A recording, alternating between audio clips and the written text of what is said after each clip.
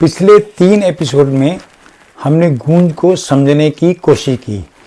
आइए आज school to school और सेग्रीगेशन कैसे करते हैं ये वेस्ट मटेरियल को, गूंज से आप बहुत कुछ सीख सकते हैं।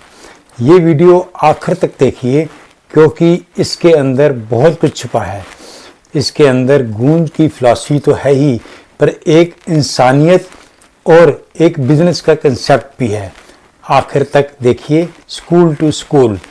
गूंज कोई भी सामान जो वर्किंग कंडीशन में नहीं है एक्सेप्ट नहीं करता। हम लोगों से अपील करते हैं कि जो भी सामान हो वो थोड़ा भले ही लेकिन ठीक हालत में होना चाहिए ना। बहुत सारे इनिशिएटिव्स हैं, जैसे पहला है क्लॉथ फॉर वर्क, जिसमें हम गांव वाले या आदिवासियों से अपनी प्रॉब्लम्स में काम करना बदलने का इनिशिएटिव है स्कूल टू स्कूल। उसमें क्या करते हैं, जो स्कूल का सामान है जैसे cup, uniform, shoes, bags, bottles, उसके हम बच्चों की बैग्स बनाते हैं। उसके अंदर एक दही होती है, उसके अंदर वाटर बॉटल्स, टॉयज, क्रेयॉन ये सब होते हैं, और उनके कॉपीज, पेंसिल्स जो भी जिसकी कुछ जरूरत है, न कि जो हमारे पास है।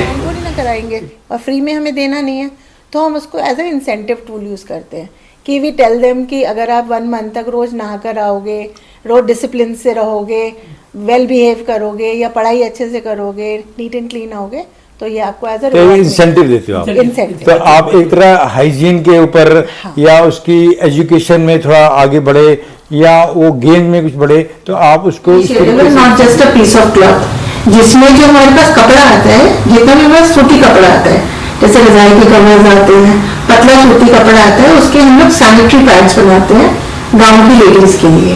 इस इनिशिएटिव का नाम है not just a piece of cloth. इसमें सूती कपड़े को प्रॉपर एक साइज में काट के, मशीन वॉश करके, सन ड्राई करके, और उसमें मेटल का कोई पार्ट तो नहीं है उसे चेक करके उसका एक पैड्स का एक पैकेट बनाते हैं, और उसके अंदर एक अंडरगारमेंट भी रखते हैं जो टी शर्ट के कपड़े का, सॉफ्ट कपड़े का। में हमने ये समझा कि गूंज करता क्या है। गूंज एक कंसेप्ट है, गूंज एक एनजीओ से ऊपर है, एक फिलॉसफी है जो लोगों को शायद हमने मैसेज क्लियर भेज नहीं पाए। हो सकता है किसी भी कारण हो कि हमने ये समझा नहीं पाए कि हम कपड़ा इकट्ठा करने वाले नहीं हैं, हम इसके अलावा बहुत कुछ है। तो अब मेरा एक क्वेश्चन बनता है कि आप, अंजलि मैडम ने भी बोला कि आप सिर्फ कपड़े इकट्ठे नहीं करते, आप बहुत सारी चीज़ें इकट्ठी करते हैं।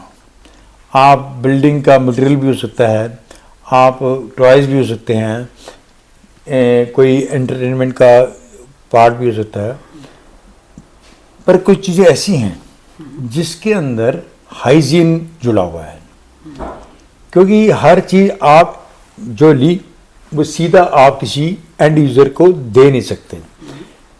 ये एक पॉलिसी भी है और एक एथिक्स भी है। मैंने कपड़ा उतारा और एक कपड़ा उतार कर मैं किसी को दे रहा हूँ, तो इसका मतलब है वो उसको पहने डायरेक्टली, ऐसा हो नहीं सकता।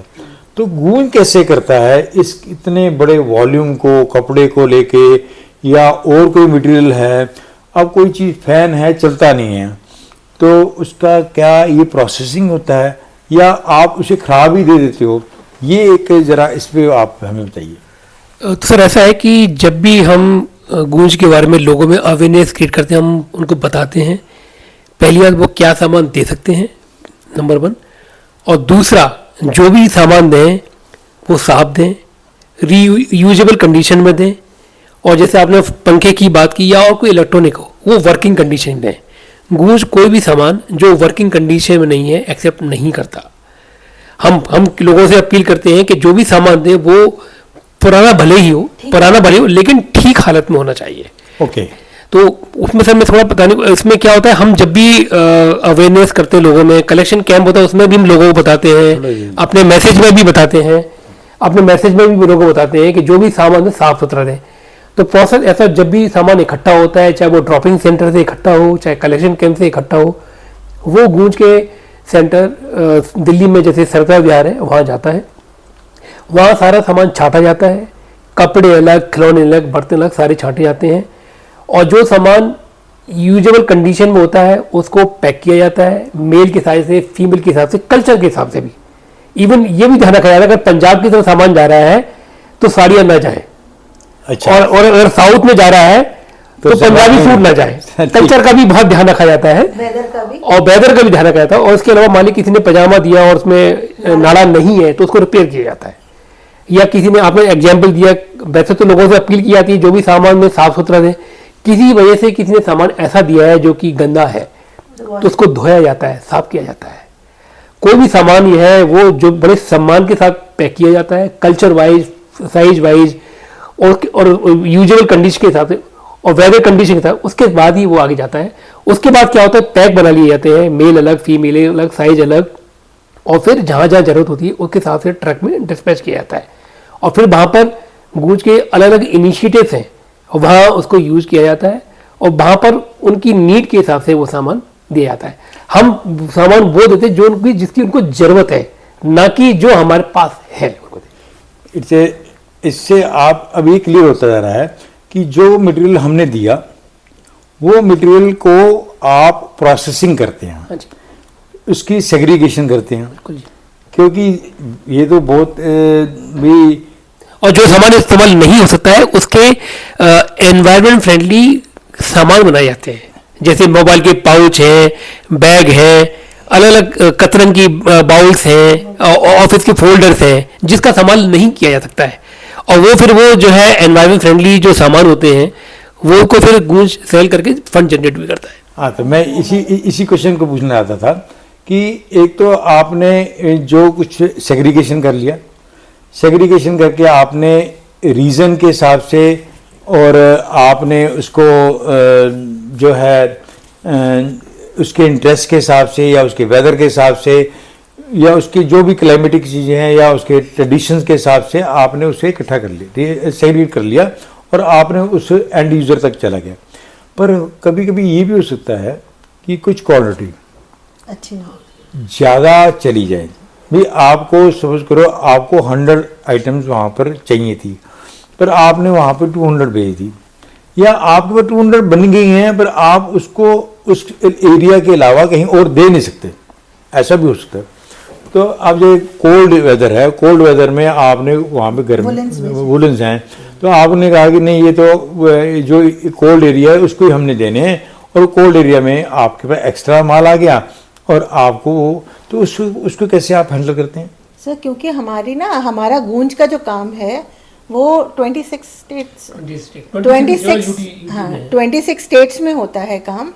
तो सारा सामान बिल्कुल नीड को समझ के ही भेजा जाता है। पहले नीड को समझा जाता है, उसके अकॉर्डिंग ये मैं आना ही था। हाँ। कि आपका नेटवर्क कितना बड़ा है तो उसमें आएंगे हम। हाँ, पर इसका मीनिंग आप उसको जितना भी सामान आप लेते हो एज पर योर एक्सपीरियंस आप उसको हैंडल कर लेते हो। बिल्कुल सर, हम उतना कर पाते हैं। पहले हमारा सिर्फ प्रोसेसिंग सेंटर दिल्ली में था, अब और ऋषिकेश में और बॉम्बे में कुछ जगहों पे बनाया है। अगर क्या ऐसा भी होता है कि कुछ चीज़ें हैं जो ले नहीं पा रहा कोई और आपके पास एक्स्ट्रा है, तो क्या आप उसको सेल भी कर सकते हो? सर, मैं आपको बताती हूँ, गूंज के बहुत सारे इनिशिएटिव्स हैं। जैसे पहला है क्लॉथ फॉर वर्क, जिसमें हम गांव वाले या आदिवासियों से अपनी प्रॉब्लम से वो काम करते हैं, बदले में ये सामान कमाते हैं। जो हमारे पास स्कूल का मटेरियल आता है, जैसे उसके लिए हमारा अगला इनिशिएटिव है स्कूल टू स्कूल। उसमें क्या करते हैं, जो स्कूल का सामान है जैसे cup, uniform, shoes, bags, bottles, उसके हम बच्चों की बैग्स बनाते हैं। उसके अंदर एक दरी होती है, उसके अंदर वाटर बॉटल्स, टॉयज़, क्रेयॉन्स ये सब होते हैं, और उनके कॉपीज़, पेंसिल्स ये सब होते हैं। और उसके बाद इसमें हम क्या करते हैं कि गांव वाले बच्चों से काम थोड़ी ना कराएंगे और फ्री में हमें देना नहीं है, तो हम उसको as a incentive tool use करते हैं कि वी टेल देम कि अगर आप 1 मंथ तक रोज़ नहा कर आओगे, रोज़ डिसिप्लिन से रहोगे, वेल बिहेव करोगे या पढ़ाई अच्छे से करोगे, नीट एंड क्लीन आओगे, तो ये आपको एज ए इंसेंटिव देते हो आप। इंसेंटिव तो आप एक तरह हाइजीन के ऊपर, हाँ, या उसकी एजुकेशन में थोड़ा आगे बढ़े या वो गेम में कुछ बढ़े तो आप उसको इस तरीके से इंसेंटिव ये करेगा तो इसे मिलेंगे। जैसे कबीर साहब के टाइम में वो कहते गुड़ देते थे तभी वो राम का नाम लेते थे। जी, तो ठीक है सर। एक मैंने बताया आपको क्लॉथ फॉर वर्क, एक मैंने बताया आपको ये स्कूल टू स्कूल, जिसमें तीसरा हमारा इनिशिएटिव है not just a piece of cloth, जिसमें जो हमारे पास कपड़ा आता है